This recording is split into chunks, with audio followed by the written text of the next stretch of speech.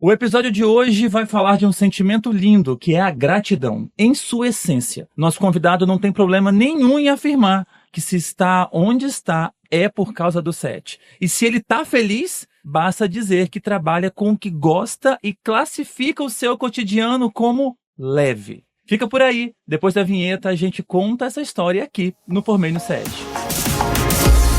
Histórias de quem já passou pelo SET Vasco Coutinho e hoje é sucesso no mercado de trabalho. Formei no SET. Conversa comigo hoje Felipe Miranda, mais conhecido como Dom, é assim que ele prefere ser chamado no mundo do multimídia, que é sobre o que vamos falar hoje, ele que formou aqui no nosso SET Vasco Coutinho no ano de 2019. É isso mesmo, Dom, bem-vindo. É isso mesmo. Muito obrigado por essa oportunidade de estar aqui e falar, né, da minha vivência que eu tive da profissional depois de ter cursado aqui o multimídia, né? Parece que mudou muito, né? Mudou pra caramba, da água pro vinho. Pro vinho? Exatamente. Você dizer que hoje, uma pessoa dizer que o trabalho, que a vida, que o dia a dia que a pessoa leva é leve, é um privilégio hoje, né? Sim. No mundo que a gente vive, né, hoje em dia, ainda mais hoje em dia, que eu considero que um tempo pra trás estava mais de boa, hoje em dia tá complicada a vivência. Então hoje a gente trabalhar com o que a gente ama, com um trabalho mais leve e a gente fica mais feliz, né? Vamos entender então como é que você chegou onde você chegou. Primeiro, como que você chegou no multimídia? Cara, eu caí de paraquedas. 2018, né? Eu caí de paraquedas aqui, né? Eu tive essa oportunidade tive uma conversa com meu pai e ele me ajudou por um tempo, né? Eu morava no Rio de Janeiro, dá pra perceber pelo sotaque, né? E eu morava no Rio de Janeiro, então eu vim pra cá, pro Espírito Santo, meu pai me ajudou numa época. Ele tava lá também? Tava no Rio, isso. E você veio? Isso, ele me ajudou numa época a me bancar aqui, né? Sim. Permanecer, e enquanto isso eu fui estudando. Aí, conforme eu fui, né, me dedicando aos estudos, eu conseguia me manter aqui, né, sozinho, sem precisar de ajuda. Sim. Mas eu caí de paraquedas no multimídia, né? Hoje eu fiz Por que você ficou sabendo? Internet, né? Procurando alguma coisa? Você gostava da área? Como é que era? A internet mostrou pra atual esposa do meu pai hoje. Sim. E aí ela fez gastronomia aqui. Entendeu? Já conhecia. Ela de maneira, a família conhecia o colégio. Aí ela falou, olha, é muito bom o SET, assim, pra dar um start, assim, então eu acho que seria maneiro se ele fizesse. Aí eu procurei saber, né, e aí me interessei, então eu vim. Foi desse jeito que eu conheci. Eu me lembro. E aí chegou aqui em 2019, fez o curso, e aí quando você chegou, qual foi a sua primeira impressão? Cara, a primeira impressão eu falei, como é que a gente trabalha com isso? Tem como? Você não tinha nenhum conhecimento? Não sabia nem o que era o Adobe. Você tem noção, eu não sabia nada. E aí eu falei, tem como trabalhar com isso? Tipo, tem como a gente ser reconhecido por isso, né? Eu acho que essa era a palavra. Tipo, você não entendia que o multimídia era uma profissão? O que fazia alguém do multimídia? Mexer com rede social, animação, criação? Hoje eu tenho 26 anos, né? Na época eu tava fazendo 18. Sim. Então, foram quase 10 anos aí, né? Então a gente amadurece. Então, naquela época, não sabia de nada, né? Tipo, mal sabia do mercado, do regime trabalhista, sabe? Não sabia muito do trabalho mesmo, não. Então, fiz umas boquinhas ali numa conveniência, no mercado, mas nada muito sério. Então, comecei a me esforçar ali mesmo de entender. Então, pra mim, aquilo ali não era verdade. Aquilo não era algo palpável, não era o que as pessoas... Você pode trabalhar de CLT editando vídeo? Não, isso é impossível. Pra mim, na minha cabeça, trabalhar de CLT editando vídeo era impossível. Naquele momento que eu caí de paraquedas ali, eu falei, será que é mesmo? Então, vou tentar. E aí foi aí que eu comecei a me dedicar, a me grudar nos professores, a querer entender, a saber sobre, a entender um pouco dessas coisas de referência visual, né? De olhar com esse olhar crítico pra te ajudar, né?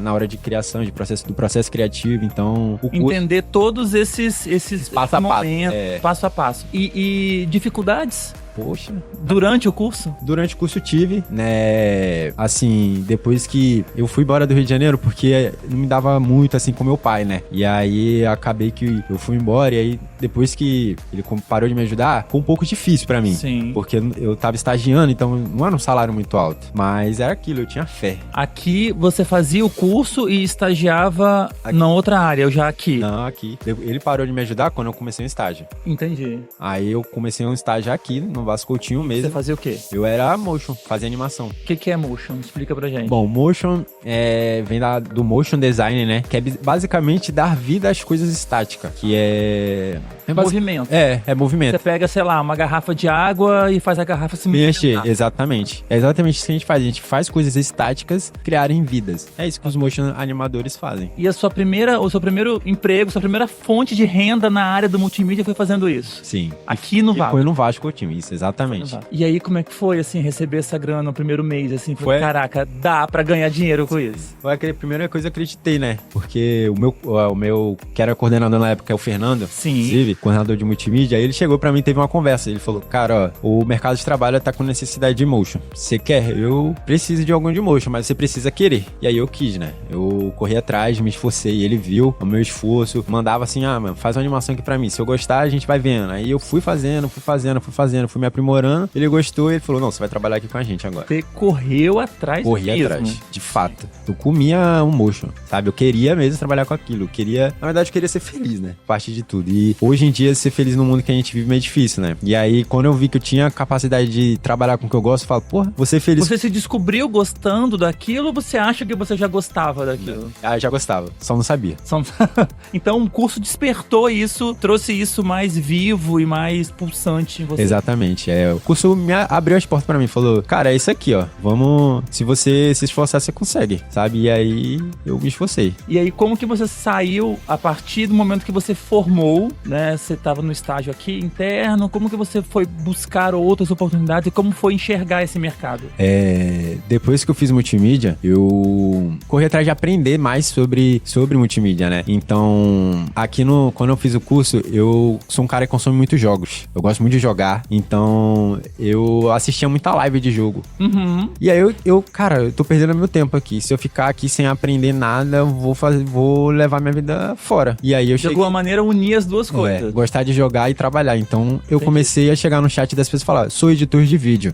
E na época eu não tinha um portfólio pra mostrar pra alguém, pra uma empresa. Se eu ficar, vou no LinkedIn procurar, o que eu vou mostrar? Porque na nossa empresa, no nosso ramo de artista, o nosso currículo é o nosso portfólio. A nossa vitrine é o portfólio. É o que você faz dia a dia, você destrói dia a dia. Exatamente. Então, eu não tinha isso. Então, eu precisava construir isso. E como eu construí isso? Cheguei no chat, né, das pessoas da Twitch, de live, assim, que fazem live de jogos, e cheguei pra ela e falei, sou editor de vídeo. Se você quiser, edito de graça. Realmente, editei muito vídeo de graça naquele momento pra conseguir construir um portfólio. Editei muito vídeo de graça, fiz muita animação de graça, criava muita coisa pra mim mesmo, tipo, sei lá, eu sou um cara muito criativo, eu gosto de criar coisas. Então, tem dias que eu acordo e falo, quero criar isso. E eu crio, simplesmente eu crio. Então, eu fiz muita coisa pra mim, fiz muita coisa pros outros gratuita e montei meu portfólio. Aí eu tinha coisas palpáveis pra mostrar. Então, foi aí que eu comecei a tentar conseguir emprego mesmo no mercado. Mandando esse material para empresas de audiovisual. Fiquei muito tempo no LinkedIn, mas, cara, pra eu trabalhar hoje eu trabalho porque eu amo. Hoje eu tô tranquilo, mas não foi assim a minha vida toda, não.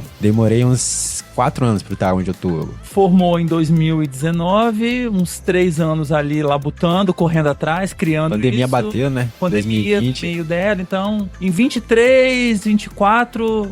Vamos botar ali que você conseguiu uma posição. Em 2023, final de 2023 ali, eu voltei pra Bahia, porque eu tava em Curitiba. Você é carioca, que veio pro Espírito Santo, foi pra Curitiba e voltou pra Bahia. Eu acho que é melhor dar uma explicada. Eu não sou carioca. Não é carioca. Sou baiano.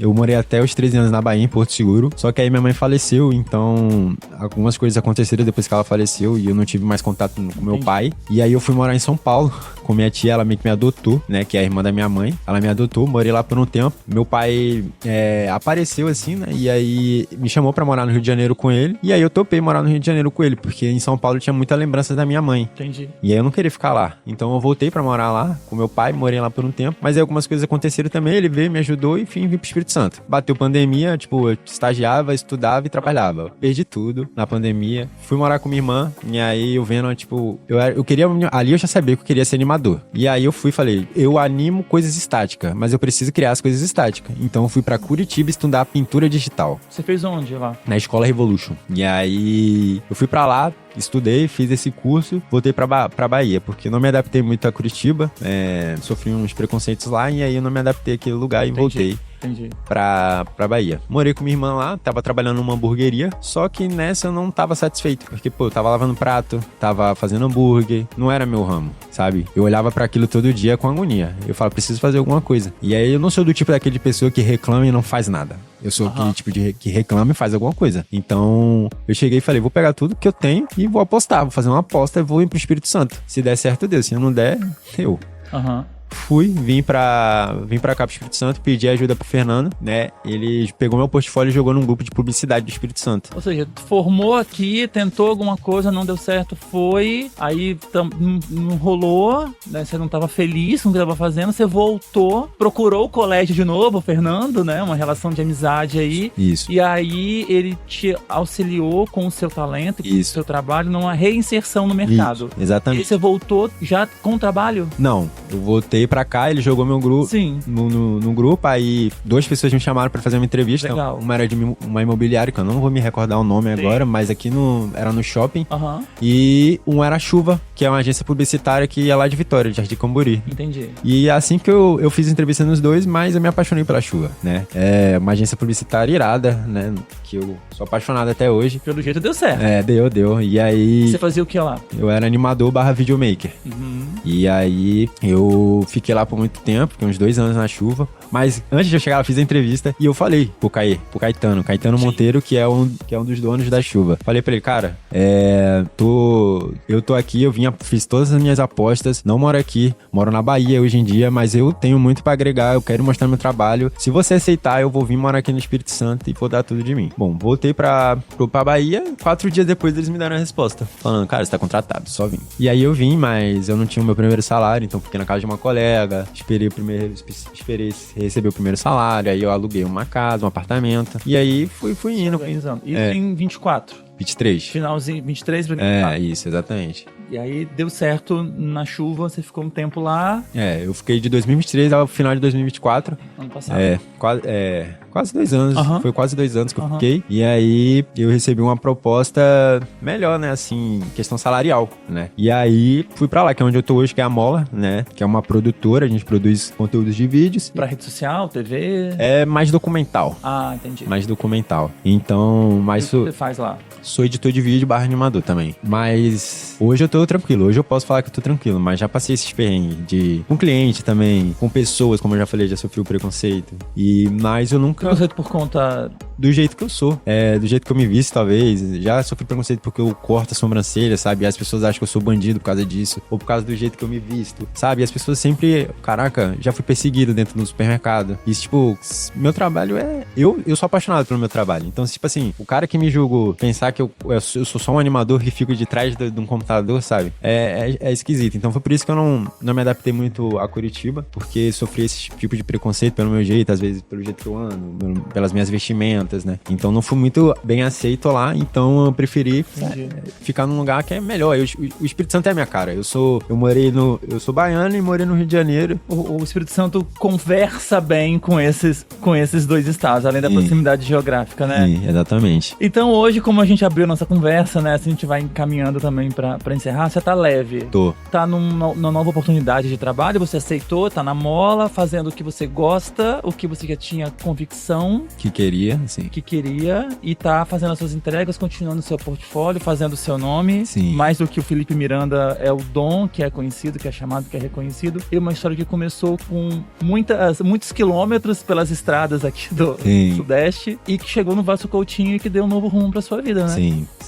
Foi do 0 ao 100, assim. Mas foi muita... Como você fala, gratidão, né? Eu sou muito grato ao Fernando. Acho que foi por isso que ele me ajudou tanto, porque não sou um cara soberbo, né? Que, hoje eu tenho umas coisas maneiras, mas eu não vou esquecer de onde eu vim, sabe? Tipo, já tive meu momento ruim que pessoas boas me ajudaram. Então hoje eu sou 100% grato ao Fernando, ao Vasco. Então foi por isso que queria muito propor, né? De chegar aqui e conversar também pra mostrar minha versão. Às vezes tem pessoas que se identificam e pensam, caraca, não dá pra trabalhar com isso, mas gente, dá. Mas é só acreditar, força, foco e fé. E é a mesma coisa que você falou também com relação ao preconceito, né? O seu estilo, o seu jeito, o seu posicionamento. Outras pessoas também podem se identificar com você. Exatamente. conta disso. Exatamente. E assim, é possível passar, né? Se passa por isso, dói de alguma maneira, a gente sente a pancada, mas é possível atravessar Sim. esse período, e hoje você consegue trabalhar essas duas e é enxergado pela sociedade, pelo mercado de trabalho, pelo que você é, do jeito que você é, mas pelo talento que você tem. Isso foi uma das coisas que me deixou muito feliz, que eu tinha muito medo do tabu, né, do mercado de trabalho, porque eu nunca quis me moldar, se encaixar em formas, né? Porque as pessoas queriam que eu fosse, mas eu não quero ser, eu quero ser do meu jeito. Então, depois que me aceitaram do jeito, você pode ser chamado de Dom, você pode ter tatuagem, você pode ter o corte na sobrancelha, você faz um bom trabalho, seu trabalho é bem feito, então, cara, você pode ser você. Só faça um trabalho bem feito e seja você. E isso também é uma evolução natural da sociedade. A gente não conseguiria falar isso nos anos 2000, 2010, né? Não. Então, a gente tá em 2025. Sim, não, isso é verdade. A coisa evoluiu bastante. Avançar também, né? Acho que outras gerações trabalharam e sofreram muito para essa geração conseguir abertamente falar o que quer, o que sente, o que deseja da forma que é. Isso é verdade, há um tempo atrás ia ser um tabu ainda. Dom, quero agradecer demais a sua vinda, a sua conversa. Sei que você veio no colégio também para falar com o pessoal do multimídia. A gente aproveitou e catou você para poder conversar, para isso ficar guardado, né? Isso ficar armazenado na história, na internet, na web, esse seu depoimento, esse seu testemunho, para que outros, como eu disse, que também passaram e ainda passam, né, consigam ter você como exemplo. Para falar com você, como é que faz? Quem quiser mais informações, ver o seu portfólio, o que você está fazendo, como é que é o Dom hoje. Então, é só me seguir na rede social Originals, Original S Dom, lá no Instagram. Dom com N. Isso, Dom com N. E aí, quiser trocar um papo também, pedir referência, conversar sobre trabalho, é só me chamar lá que a gente conversa. Tava conversando com um aluno aqui de multimídia e ele tava falando, cara, às vezes me sinto muito só, porque eu encontro pouco animador aqui, né? Às vezes animadores que estão começando, então, gente, é difícil mesmo, mas não é impossível. O Chorão já dizia, né? O impossível é só questão de opinião. Então, pode me chamar que aí eu dou o maior auxílio que eu puder. Como você foi ajudado um dia, eu vou ajudar o próximo. O seu papel hoje também é continuar isso, né? Exatamente, uma mão lava a outra. E queria também deixar uma gratidão à minha irmã, que sem ela eu não estaria aqui hoje, né? Minha irmã me ajudou muito, desde ela sempre estava nos momentos mais difíceis. Nos momentos bons ela não tá, mas agora nos momentos difíceis ela Irmão, sempre né? Qual o nome dela? Tainá. Sim, é um dos grandes amores da minha vida hoje, é minha irmã. Claro que minha mãe que tá no céu, sempre vai ser o meu foco, minha meta é alegrar minha mãe, mas minha irmã também faz muito parte da minha história, assim, sou muito grata a ela. O que sua irmã fez por você é parte do que sua mãe certamente faria por você e certamente, tenha certeza, ela tá muito feliz por isso. Sim. Tenho certeza também. Acredito também. Obrigado, viu? Eu que agradeço. Um abraço. Abraço. Pra você que tá na escuta, segue a gente lá no Instagram, @formei-no-CET, você fica sabendo quem já passou por aqui e os nossos próximos convidados. No Spotify e no YouTube, toda semana tem episódio novo pra você. Aproveita, chega lá, dá um like, curte, compartilha e conheça mais histórias incríveis como essa de hoje. O Formei no CET tem a produção e edição de Caio França e Yuri Caleb, direção e apresentação de Liarzuk, supervisão Wagner Braga. Um abraço e até o próximo. Formei no CET.